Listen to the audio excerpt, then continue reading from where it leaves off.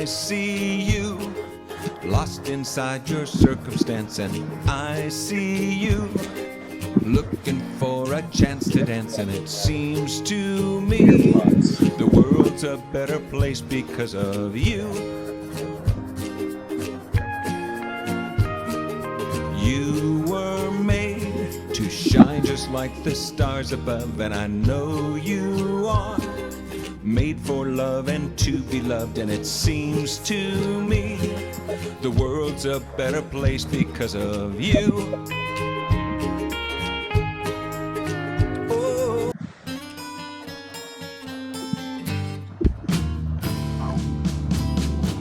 Well, I'm the free world leader. Hi, everybody. Freedom's rolling out to you. Oh, let's roll. Well, I'm the good news instigator, compassionate conversator. This freedom is rocking and rolling on out to you. White and blue. Hey, everybody, and welcome to the John Porter Show.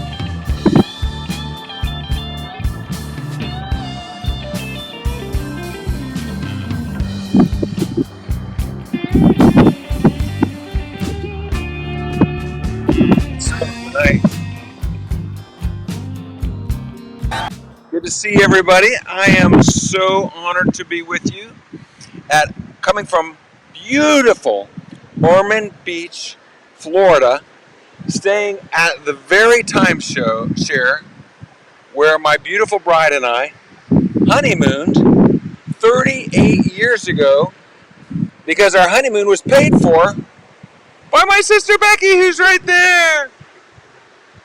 Becky and I are one another's inspiration.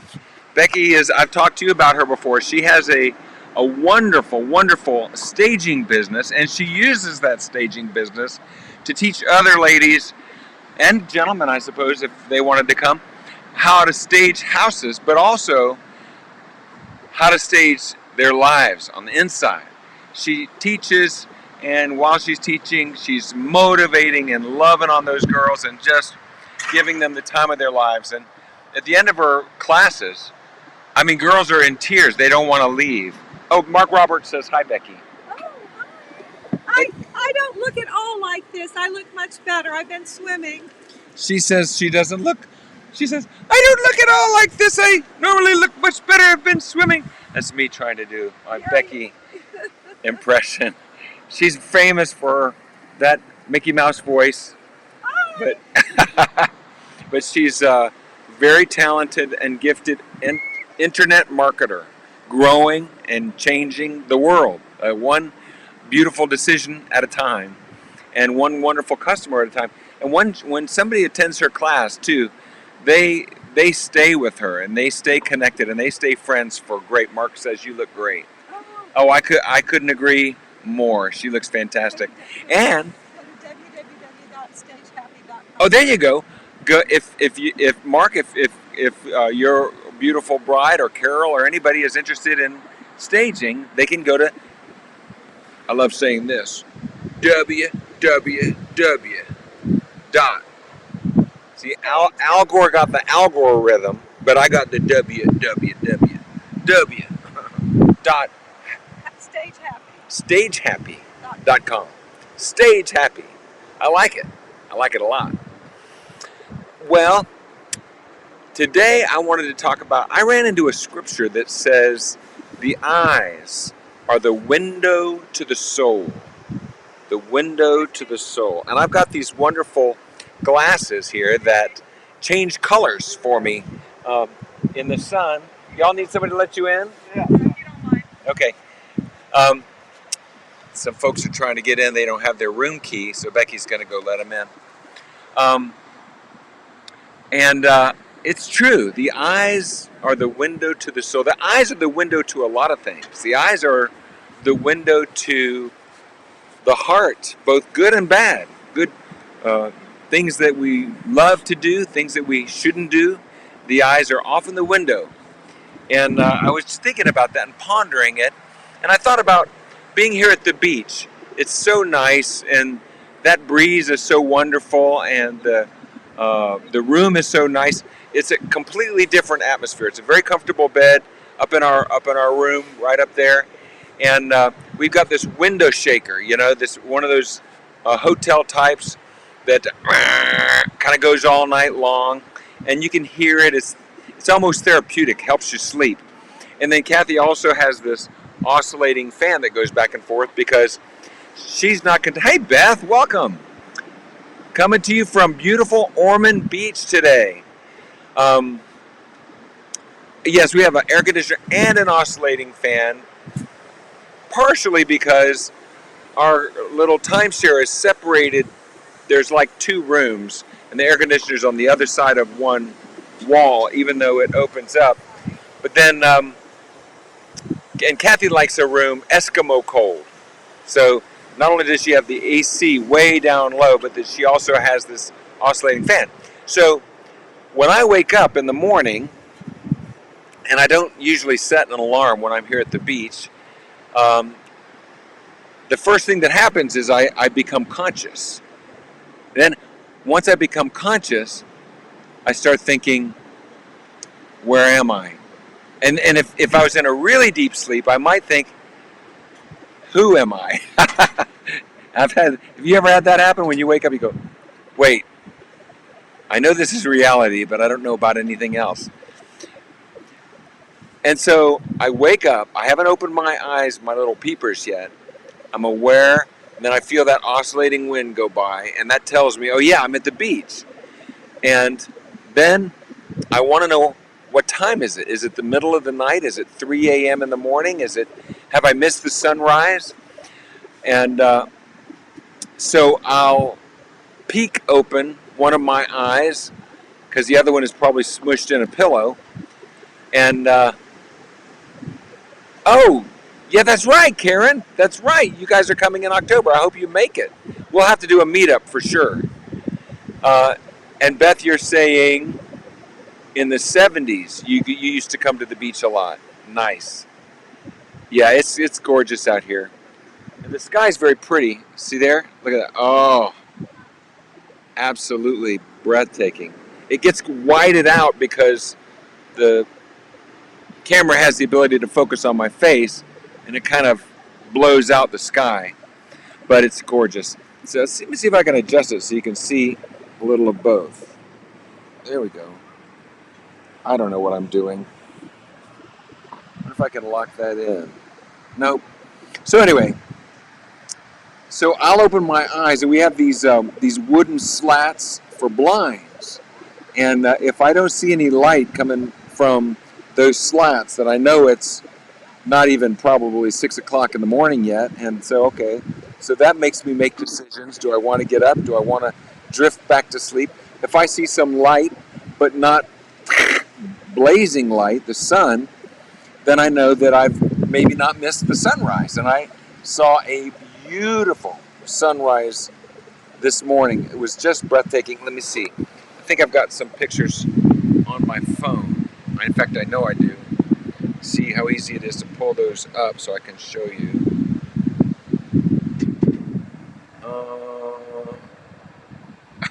Check this out. That's me doing what I love to do. Wait. Feed the seagulls. It's supposed to be alive. There it is. And I've got all these pictures of the birds that they'll eat right out of my hand. It's quite amazing. So much fun. And then right here should be the sunrise. How many did I get? There's KK. Wait, where are my pictures of the sunrise?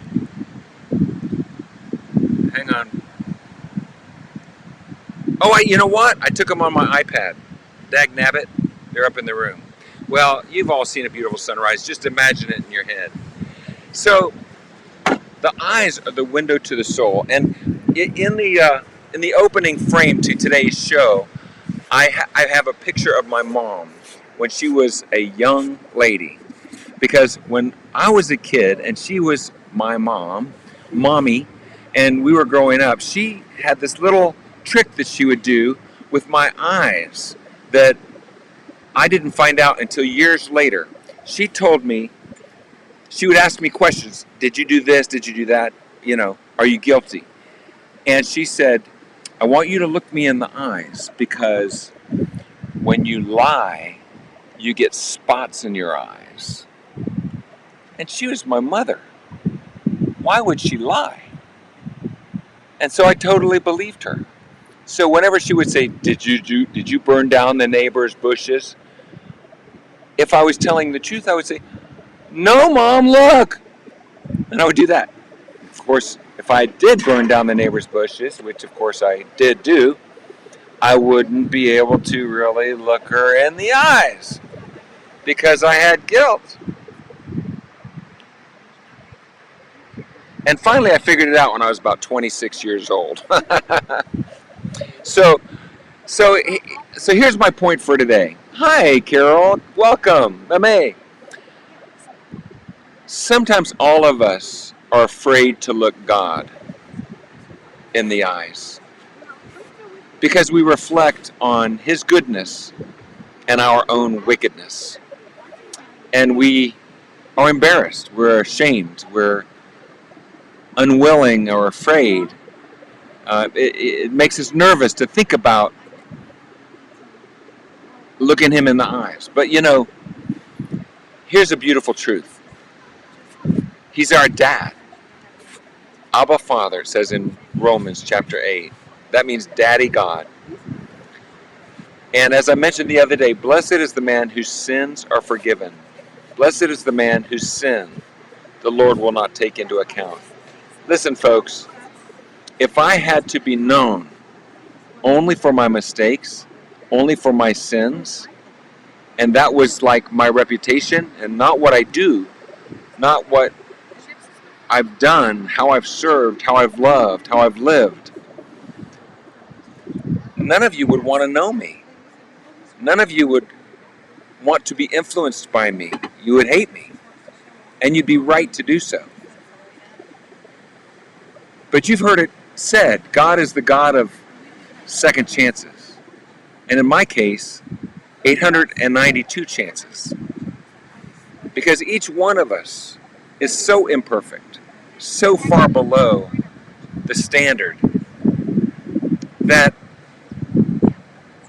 if we're judged merely on our own perfection, and God has this added advantage of knowing every hair on our head, every thought of our mind, every word of our lips, even words spoken in private.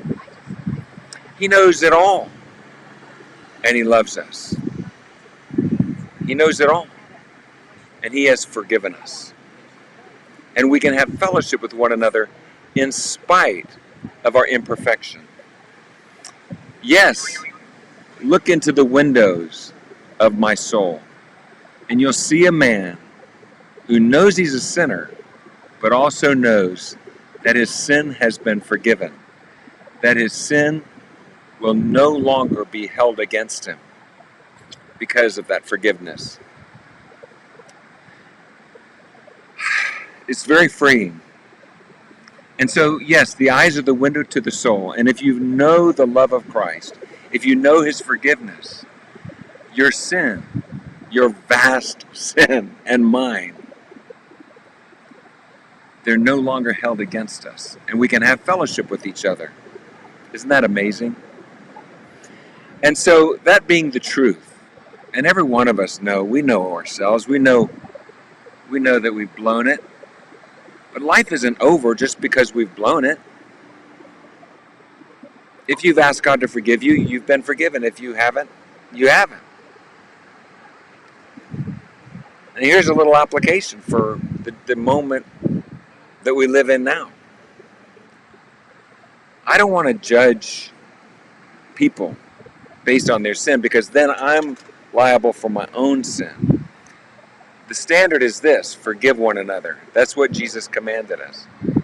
And he never sinned. He was the one, if anybody could, hold it against us. He caught the woman, or the dudes caught the woman in the act of adultery, threw her in front of him, and said, the law says we should stone her. What do you say? And he said, okay, obey the law, stone her. But let those of you who are without sin cast the first stone. Nobody could do it. So let's judge our leaders that way. Let's not hold them based on things they did 20 years ago, 40 years ago, 50 years ago. Let's judge them based on what they do right now. And I think the world's going to be a better place.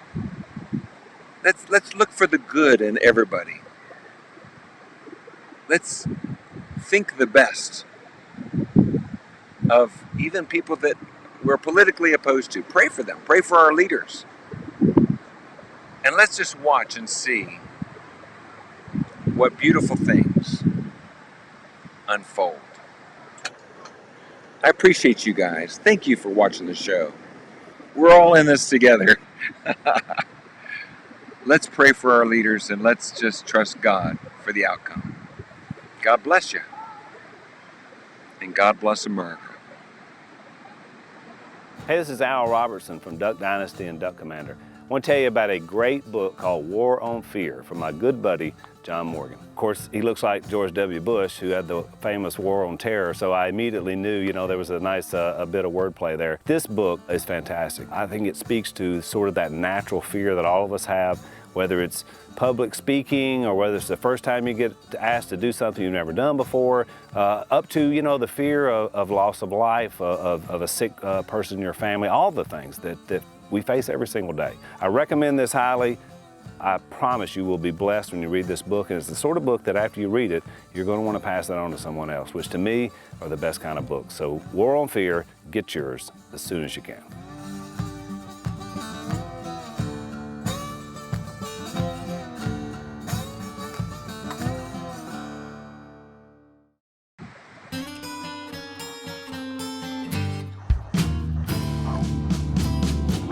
I'm the free world leader. Freedom's rolling out to you. Oh, let's roll.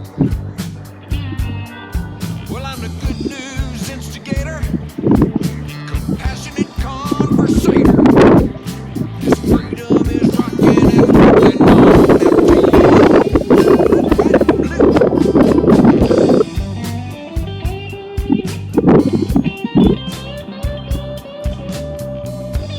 out to you. So that's been fun. I appreciate you guys so much. We understand that the other week. It's another about